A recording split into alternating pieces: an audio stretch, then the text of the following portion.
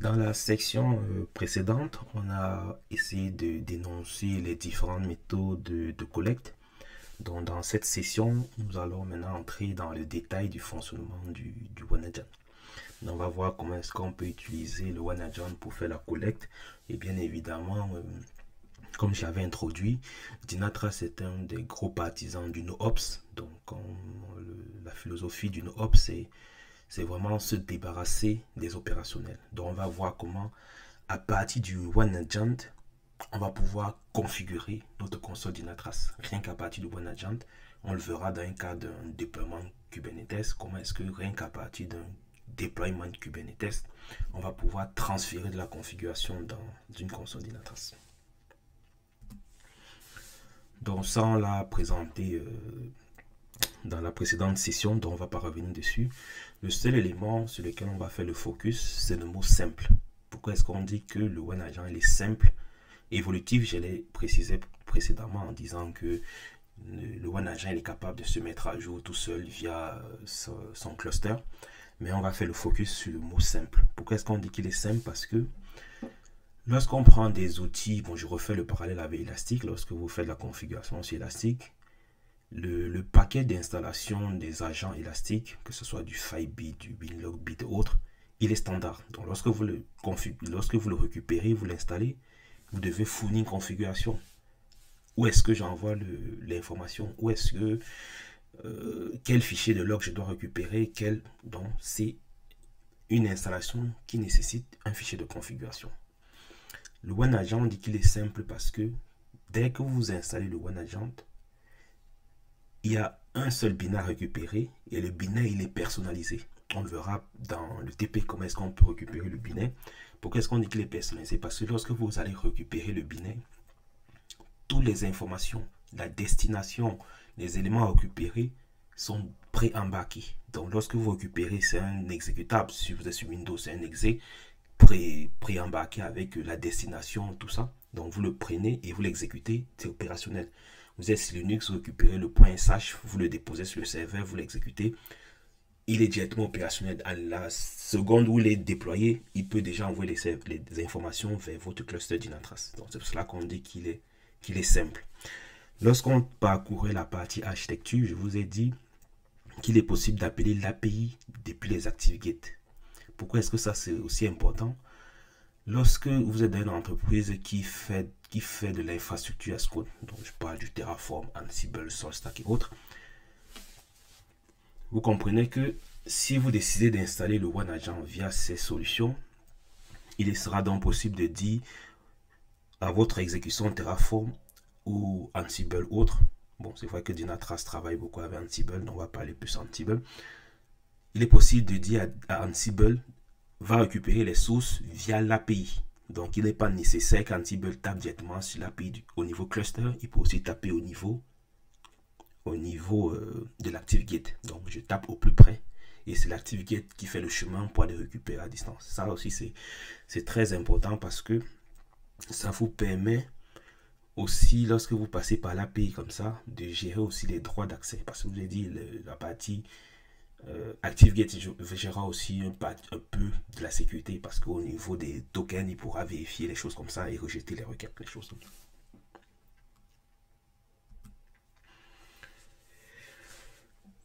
On avait précédemment parlé des host groups. Pourquoi est-ce qu'on a besoin de ce host group qui est très important lorsqu'on est dans le monde des machines virtuelles ou physiques? Imaginez un scénario dans lequel vous n'avez qu'un seul cluster Dynatrace qui gère par exemple toute votre upprod. Vous imaginez le scénario, on a un cluster qui va gérer le upprod et dans ce cluster, on a à la fois les machines de pré-prod et les machines de recette. Donc bien évidemment, vous vous rendez compte que on a dit que le OneAgent, on le prend, on l'installe et puis ça récupère toutes les données. On n'a pas besoin de faire des configurations. Donc automatiquement, on se rend compte qu'il y a un problème parce que imaginez que dans votre infrastructure, vous avez une application A qui a 3 machines en pré-prod et la même application A, il y a une machine en recette. Donc, si l'installation qui est faite sur ces 4 machines, donc 3 de pré-prod et une de recette, est identique, Le seul moyen de distinguer les machines lorsque elles seront dans la console Dynatrace, c'est de vous baser sur les noms. Mais ça, c'était lorsqu'on faisait du monitoring. Aujourd'hui, on fait de l'observabilité. Donc, l'idée, c'est qu'on doit faire une abstraction de ce genre de données parce que le nom, c'est assez fixe lorsqu'on est dans la machine physique, la machine virtuelle. Mais lorsqu'on est dans le monde du conteneur, en général, on ne retient jamais le nom d'un conteneur. Donc, vous comprenez que l'élément de distinction qui est le nom n'a plus de sens puisque dans le principe, les deux éléments de configuration sont identiques entre les 4 serveurs. Donc, si vous ne faites pas vous ne mettez pas un point de distinction, vous allez vous rendre compte que Dynatrace va considérer ces 4 éléments comme la même ressource, tout simplement parce que Dynatrace fait aussi un travail de corrélation. Donc, il va se rendre compte que j'ai 4 serveurs qui portent les mêmes applications, qui portent les mêmes configurations. Et donc, du coup, il va les regrouper ensemble. Et c'est pour cela que pour faire donc le distinguo entre tous ces éléments, Dynatrace vous demande de définir le host group. Donc, lorsque vous occupez les binaires Dynatrace et que vous les installez sans définir le host group, vous risquez de mélanger des ressources. C'est pour cela qu'il est fortement recommandé de définir un host group quand vous êtes sur des machines physiques ou virtuelles dans le monde de la VM au global. Donc, pour définir le host group, il suffira au moment où vous récupérez le binaire Dynatrace, donc au moment de l'exécuter, si c'est du shell, vous faites du SH et puis vous mettez le binaire, c'est juste de définir l'option -7 host group et vous définissez une valeur du host group. Bien évidemment, si vous voyez qu'il y a une différence entre la pré-prod et la prod, il faut donc que le nom de host group que vous mettez en recette et en pré-prod soit différent. Et ça permettra déjà à Dynatrace de dire, ah, ces deux éléments sont différents. Et là, du coup, vu que sur les 3 machines de pré-prod, vous allez mettre le même host group, Dynatrace considérera que ces 3 machines font partie d'un même ensemble. Et donc, du coup, pour lui, une déviation de un seul de ces éléments, pour lui, ça sera considéré comme un problème. Donc, pour résumer, le host group doit être défini de manière unique pour un ensemble de machines qui font la même fonction. Si je reprends le cas d'un cluster, imaginez vous avez un cluster Elasticsearch par exemple. Donc, en général, dans un cluster Elasticsearch, vous avez souvent des nodes qui vont être plus en mode, bon, je prends plutôt maintenant le cas d'une base de données. Je prends le cas d'une cluster de base de données MySQL. Vous avez, dans la configuration, vous aurez peut-être 2-3 nodes qui vont être des nodes d'écriture. Et puis, vous aurez d'autres nodes qui seront plus des nodes de lecture. Donc, vous comprenez qu'en termes de configuration entre ces nodes, il y a une différence. Et donc, en général, c'est pour ça qu'on dit lorsqu'on définit le host group, il faut que ce soit identique pour des machines qui font la même fonction. Donc, au sein d'un cluster, il ne faut pas mettre la même information sur tout le cluster, mais il faut mettre une information qui va aussi représenter cette différence au niveau du cluster.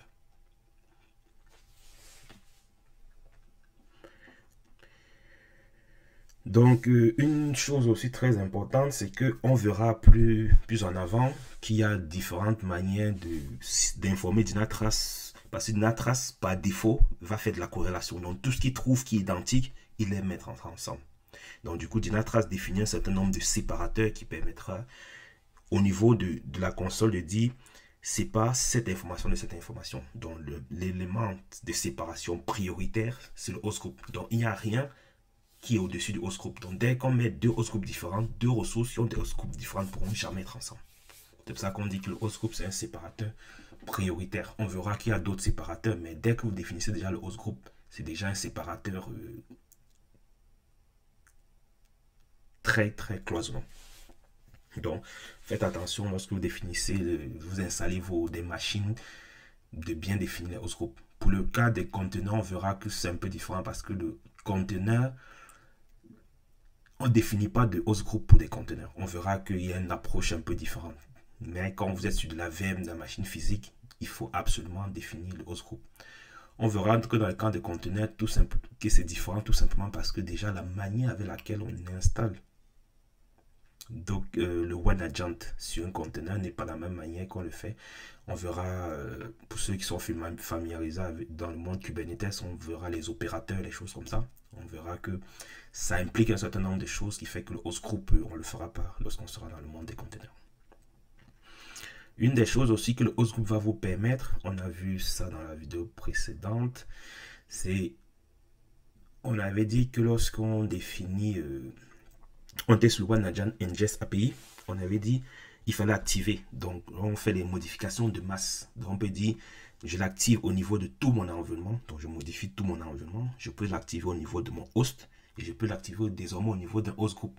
Donc, dans la console Dynatrace, il sera possible d'appliquer des changements pour l'ensemble des machines qui portent le même host group.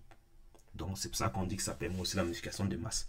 Imaginez, vous avez un front qui a peut-être 100 VM et que vous voulez modifier un paramètre. Donc, si c'est 100 machines en un host group, donc vous avez juste à faire une modification et demander que ce soit appliqué sur l'ensemble du host group.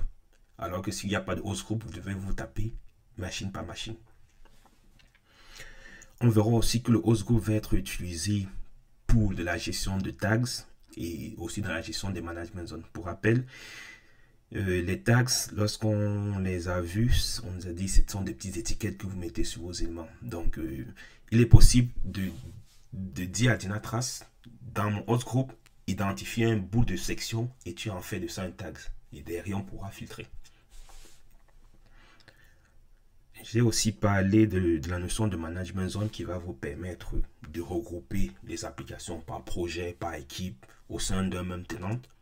Et donc, du coup, le host group pourra aussi être utilisé lorsqu'on sera en train de travailler avec, de configurer nos management zones.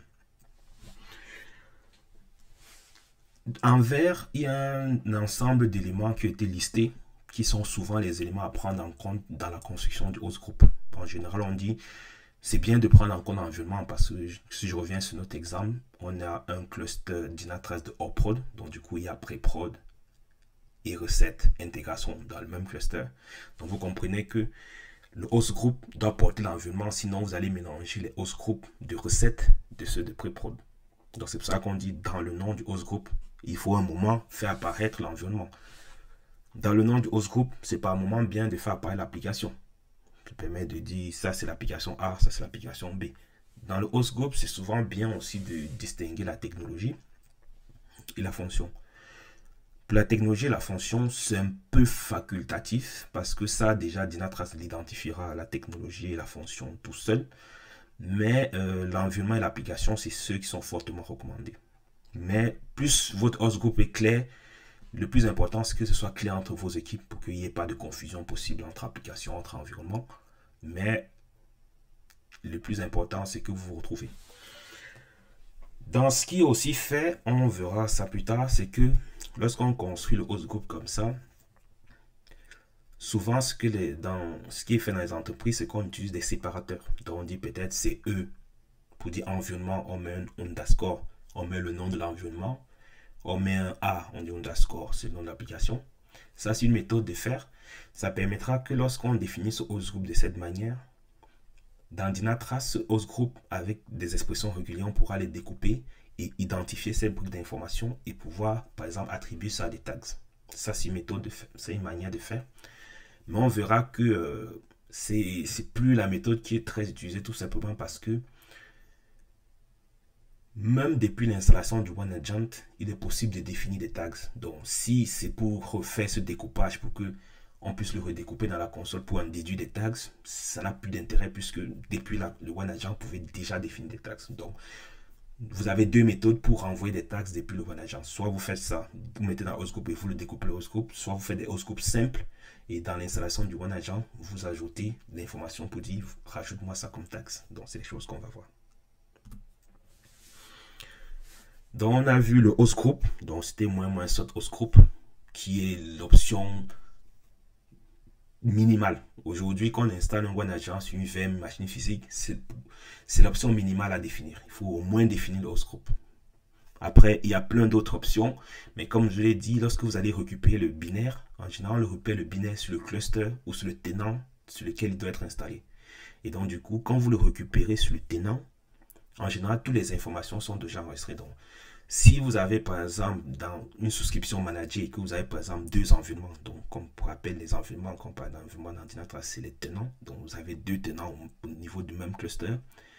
Si vous voulez que les données qui sont remontés sont envoyés dans le tenant A, il faut vous assurer de télécharger les binaires dans le tenant A. Donc faites bien attention. Vous vous souvenez, quand vous voyez les URL, vous avez dit dans l'URL du Dynatrace, il y a l'environnement ID. Donc soyez bien dans l'environnement en question pour récupérer les binaires. Là, ça va pré-remplir. Ça, c'est dans le cas où vous faites un téléchargement manuel. Mais si vous faites un téléchargement via API, donc il faut bien mettre l'URL de l'API et la bonne API. La bonne URL et le bon token. Ça, on pourra voir ça plus tard, comment est-ce qu'on peut construire les tokens et récupérer.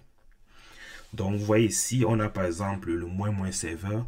Donc, ça, c'est par exemple le serveur où est-ce que les données qui vont être collectées vont être envoyées. Donc, quand on récupère sur le tenant, le -- serveur est déjà défini par défaut. Le -- tenant, ça permet de voir les informations d'authentification, ce genre de choses. Ça aussi, c'est déjà prédéfini. La network zone, ça peut aussi être intéressant de le définir. Ça permet, lorsque vous avez des zones réseau différentes, aussi de séparer vos environnements par zone réseau. Donc, on parlait dans la partie architecture, on parlait de la DMZ, des choses comme ça. Ça peut être aussi intéressant si elles ont des zones réseau différentes de pouvoir se cloisonner. Ça permet que, on verra qu'au moment où on aura énormément de machines, tout élément pour filtrer, c'est important. Vous pouvez vouloir filtrer pour dire affiche-moi toutes les machines de ma DMZ, affiche-moi toutes les machines de telle zone réseau. Parce que vous aurez défini les zones réseau. Vous avez le -- hostname. Ça par défaut, Dynatrace récupère le nom de votre machine. Donc si vous avez un pod, ça va être un nom assez illisible. Sauf si vous avez cité des noms bien précis. Donc ça c'est le -- hostname. Comme je vous ai dit, le but c'est de se défaire de cette notion de nom de machine. Parce que on a une vision d'ensemble. Donc du coup, c'est pour ça que souvent on laisse le nom par défaut, parce qu'on verra qu'il y a d'autres mécanismes qui vont être à disposition, qui font qu'on peut travailler dans Dynatrace sans même connaître le nom des serveurs. On peut rechercher nos serveurs par network zone, on peut chercher nos serveurs par les étiquettes, les tags, comme j'ai dit, on peut chercher par métadonnées, on peut chercher par le nom du cluster Kubernetes. Donc en général, le nom des serveurs, plus vous allez travailler dans Dynatrace, plus vous allez vous défaire des noms. Une des choses aussi très importantes, c'est les passes. Par défaut, Dynatrace a des dossiers par défaut. Le dossier où il va mettre ses binaires, un dossier dans lequel il va mettre ses logs. Une chose qui est souvent faite dans les entreprises, c'est de définir une partition, de créer une partition unique et de mettre tout ça à l'intérieur. Mais si vous ne voulez pas faire ça, vous pouvez utiliser les chemins par défaut. Mais ce qui est souvent conseillé, c'est de, au minimum, créer une partition pour les logs. Parce que ça peut aussi arriver que vous avez un remplissage de la partition de logs. C'est rare, mais ça peut arriver pour des raisons de crash et choses comme ça. Donc, il y a des options qui permettent de définir, de personnaliser le chemin de logs, personnaliser le chemin de trucs, et ainsi de suite. Mais en termes de bonne pratique, il est souvent conseillé de faire des partitions dédiées. Pour les partitions des binaires, ce n'est pas nécessaire, mais ce qui est souvent à risque, c'est souvent des partitions de logs. Après, vous avez d'autres options, le set proxy, si entre votre machine et votre ActiveGate, vous avez un proxy ou bien votre cluster. Donc ça permet de définir un proxy. L'élément dont je vous ai parlé, c'est le set host tags, comme j'ai expliqué. Donc, dans certaines entreprises, on définit host group en rajoutant les -e pour environnement, et derrière, dans la console, on dit si tu vois le -e, tout ce qui est derrière, tu considères comme l'environnement. Donc ça, ce n'est plus utile lorsque vous utilisez une option comme ça. Donc au lieu de faire ça, vous faites un host group tout simple et vous faites -set host tag et vous donnez le nom du tag tout simplement. Et Dynatrace et le one agent va envoyer l'information. Vous avez le set host properties. Donc vous vous souvenez, on avait vu les properties en tags. Donc ça, en citant ça, vous vous souvenez dans l'exemple qu'on avait vu, c'était on avait défini que la machine était installée par Ansible. Donc vous pouvez setter une property pour lui dire que la machine est installée par du SourceStack ou autre. Set monitoring mode, on verra ça plus tard. Dynatrace a différents modes de monitoring, Bien évidemment, ça c'est aussi lié au licensing parce que derrière ça consomme de la licence. Donc vous pouvez dire que c'est du monitoring d'infra. Donc il se contente de guetter la CPU, suivre la CPU, la RAM, la mémoire, ce genre de choses. Mais vous pouvez dire que vous faites des monitoring full. Et là à ce moment, en plus de la CPU, la monitoring d'infra, il va au-dessus et puis commence à collecter au niveau RAM, au niveau application, des choses comme ça. Une des choses aussi très importantes, c'est le -7 auto-update enable. Ça, c'est ce que j'ai dit tout à l'heure au niveau évolutif. Par défaut, ça va vous permettre de dire à l'agent de faire les demandes de mise à jour à son cluster. Et c'est comme ça que lorsque vous mettez à jour votre cluster, vous pouvez mettre à jour votre agent. Au niveau de votre cluster, dans la configuration de votre cluster, vous pouvez définir la version cible. Donc, quand vous définissez une version cible, ça fait que dès que les agents vont faire ce genre de demande, on va lui répondre la version cible, c'est celle-là. Donc, du coup, il va récupérer la bonne version. Donc, la version cible n'est pas toujours, vous n'êtes pas obligé d'être à la version de votre cluster. Vous pouvez définir version cible et du coup, il y aura ce petit décalage. Bon, tout à l'heure, lorsqu'on parlait de l'installation, du moins tout de suite là, on parlait de l'installation, on a dit qu'on lançait l'exécution du OneAgent. Donc, toutes les options qu'on a vues tout à l'heure, même si vous faites une installation sur Windows via un installeur, vous aurez un champ pour y remettre toutes ces options et leur donner des valeurs. Donc, c'est aussi bien valable sur Windows que sur Linux ou autre système pour lequel le OneAgent est compatible. Une autre chose aussi très importante, c'est les variables d'environnement. Donc là, on est en train de le définir via des paramètres du binaire, mais vous pouvez aussi définir un certain nombre de paramètres via des variables d'environnement. Donc, par exemple, vous avez la première variable qui est le DT tags, qui va vous permettre de définir des variables d'environnement via des tags, via des variables d'environnement. Vous pouvez aussi utiliser le DT tenant, c'est la même chose que le -7 tenant, qui va permettre de définir les informations un peu plus authentification, des choses comme ça. Vous avez la network zone, qui est le -7 network zone, qui va permettre de définir une network zone via le tenant. Vous avez le proxy qui va aussi être équivalent. Donc, ces genres de paramètres, vous pouvez aussi les positionner. Celui dont je n'ai pas parlé, c'est le DT custom prop. Parce que pour ceux qui sont plus dans le monde du conteneur, du Kubernetes et autres, c'est eux qui vont beaucoup plus utiliser ce paramètre. Si je prends l'exemple de notre déploiement Kubernetes qui est là, donc vous voyez, on a défini, dans les specs, on a défini un conteneur. Et dans les variables d'environnement du conteneur, on a défini une variable qui s'appelle DT custom prop. Et dans ce DT custom prop, on lui a donné une valeur qui est égale à dt.owner-1. Et puis on dit égal. Quand Dynatrace, donc du moins quand vous allez exécuter ce déploiement, donc bien évidemment, il va vous créer votre conteneur. Et le conteneur aura ça comme variable d'environnement. Quand la machine va remonter dans la console Dynatrace, Dynatrace va identifier le dt.owner. Ça, c'est un mot-clé de Dynatrace. Le fait qu'il y a quelque chose après, il prend tout ce qu'il y a.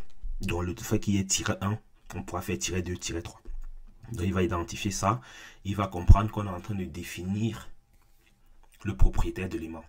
Et donc, ça, c'est de ça dont je vous parlais, qu'on est vraiment dans le monde du NoOps. Donc, c'est un développeur qui est en train de créer son deployment. Et donc, depuis son développement de son deployment, il est déjà en train d'informer à Dynatrace que au moment où ce conteneur va être créé, je veux que tu dises qu'il appartient à un utilisateur qui s'appelle MyTeam1. Et là, vraiment, on est dans du, comme je disais, on est dans la philosophie NoOps. Donc maintenant, pour rentrer un peu plus en détail dans le concept de propriété dans Dynatrace, Dynatrace propose plusieurs méthodes, bien évidemment.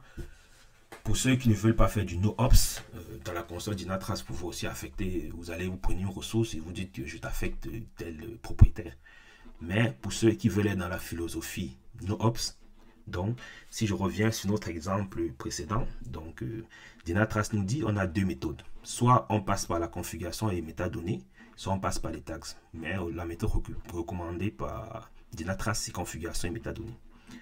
Donc, on va aller sur l'exemple du Kubernetes. Et on a aussi vu avec le OneAgent-CTL, on pouvait aussi le définir.